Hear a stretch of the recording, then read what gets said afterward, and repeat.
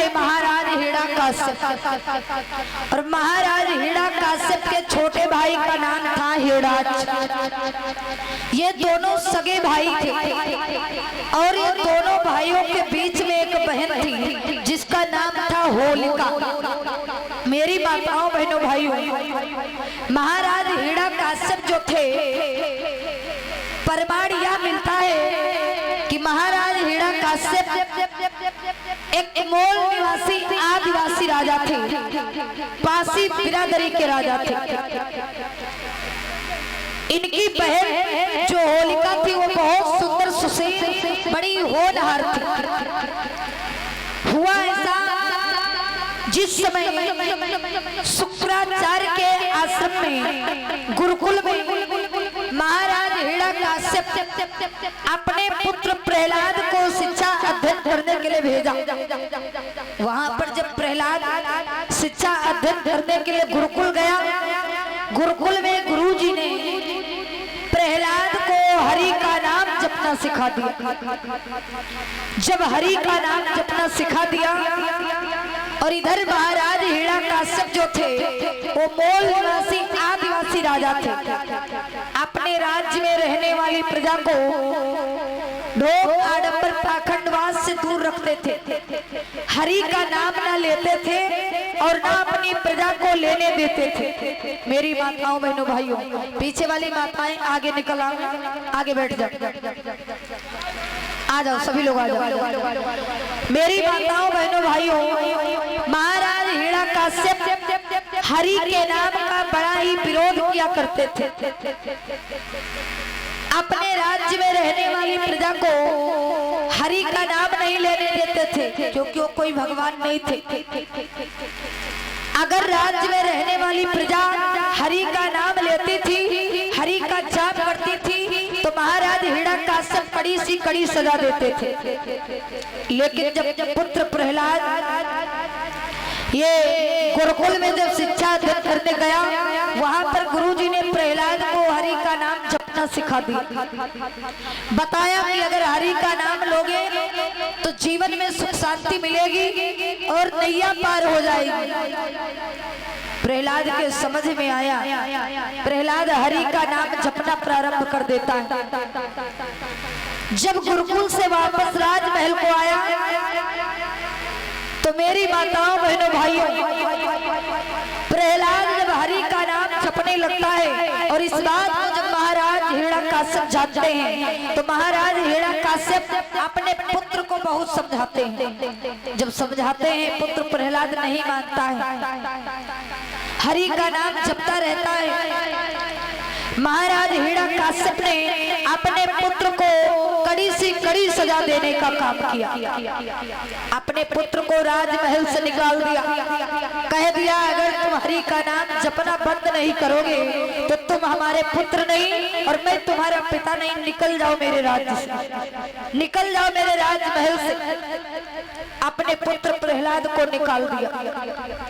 जब पुत्र प्रहलाद को निकाल दिया और होलिका को जब पता चला तो हर एक बुआ का भतीजा आंखों का तारा और जिगर का टुकड़ा होता है। जब होलिका को पता चला कि मेरे भैया हिरण्याकश्यप ने मेरे भतीजे प्रहलाद को घर से निकाल दिया, तो बुआ होलिका जो थी वो अपने भतीजा प्रहलाद का पता लगाने के लिए भोजन लेकर के चल देती। राजमहल से गई राजमहल से गई अपने पुत्र अपने भतीजे प्रहलाद को ढूंढने लगी। जाते जाते जब आगे पहुंची, आर्य समाज के कुछ शराबी लोग रास्ते में मिले। आर्य समाज के कुछ शराबी लोगों ने प्रहलाद को जबरदस्ती शराब का सेवन करा दिया, नशीले पदार्थों का सेवन करा दिया। प्रहलाद जब वो शराब को पीता है, उसको जब नशा करता है तो बेहोश जमीन पर गिर गए। मेरी माताओं बहनों भाइयों, होलिका जब पता लगाते लगाते आगे बढ़ी तो देखा शराबी भाई खड़े। होलिका उन शराबी भाइयों से पूछने लगी, भैया मेरा भतीजा प्रहलाद क्या इधर गया है, आप लोगों ने देखा?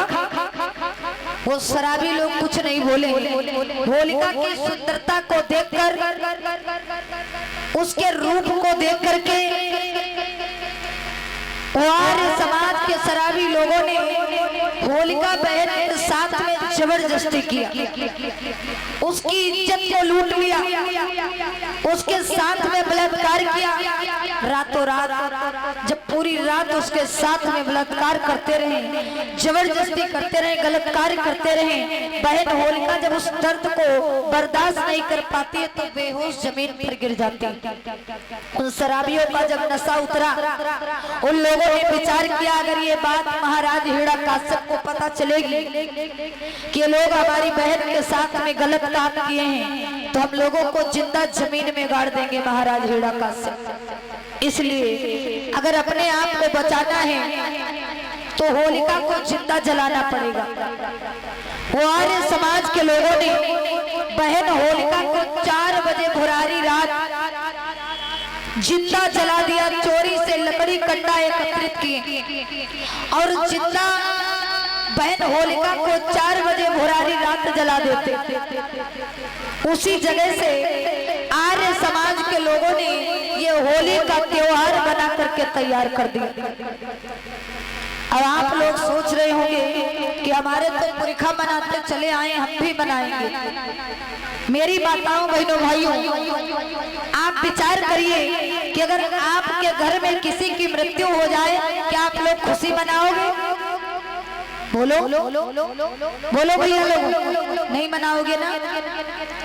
अगर मेरी मृत्यु हो जाए तो क्या आप लोग खुशी मनाओगी?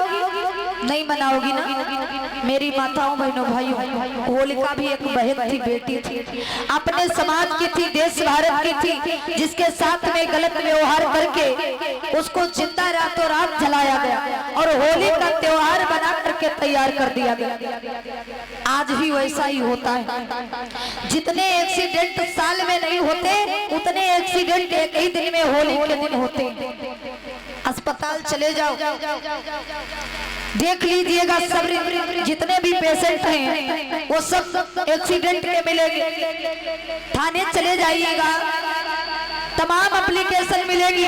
कौन सी मिलेगी? कि फलाना लड़का लड़की के साथ में वहां पकड़ा गया। जिस तरीके से शराबी लोगों ने बहन होलिका के साथ में शराब पी करके नशे में आकर के गलत व्यवहार किया, आज भी वैसा होगा। जब होली में आग लगाई जाती है तो पासी बिरादरी का भाई ढूंढा जाता है ना? पासी बिरादरी के भाई से ही होली में आग लगवाई जाती। क्यों? क्योंकि वो बहन होलिका पासी थी। जब जब लोग होली एक दूसरे के घर मिलने जाते हैं, जब तक शराब नहीं पिएंगे तब तक होली मिलने नहीं जाएंगे, और शराब पिएंगे घर में घुस जाएंगे, कहेंगे बुरा ना मानो होली। शरीर में कोई ऐसी जगह नहीं है जो शराबी लोग छूना छोड़े ना।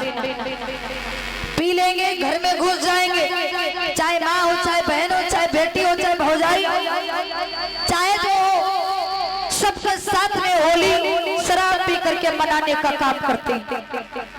मेरी माताओं बहनों भाई, ये होली का त्योहार मत मनाओ, क्योंकि बहन होलिका को मार करके जिंदा जला करके होली का त्योहार बनाकर तैयार किया गया। ये होली का त्योहार हमारा और आपका नहीं है मेरी माताओं बहनों भाई, वो भी हमारी बहन थी, आपकी बहन थी, बेटी थी, इसलिए होली का त्योहार मत मना। ये लोग जो अमीर लगाते हैं अपने अपने चेहरे पर, ये लोग कहते हैं अमीर लगाना अच्छी बात होती है, इसको धुल दो तो तुरंत छूट जाता है। हम ये कहते हैं, जब महाराज हिरण्यकश्यप को पता चला था कि यार समाज के लोगों ने शराब पीकर हमारी बहन के साथ में गलत काम किया, तो महाराज हिरण्यकश्यप ने वो आर्य समाज के लोगों को सजा दी थी। सजा कौन दी थी? तलवार से मत्थे पर उन लोगों के अबीर लिखवाया था।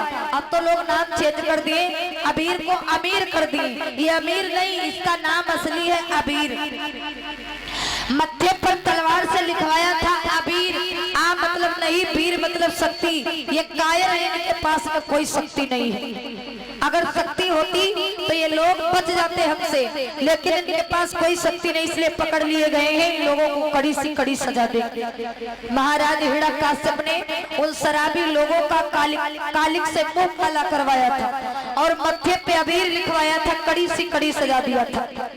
अगर लगाना है तो रंग खेलो, रंग हमारा और आपका है, रंग को खेलना चाहिए लेकिन अबीर को खेलना नहीं चाहिए। अब तो लोग अबीर खेल लेते बंदर बन जाते।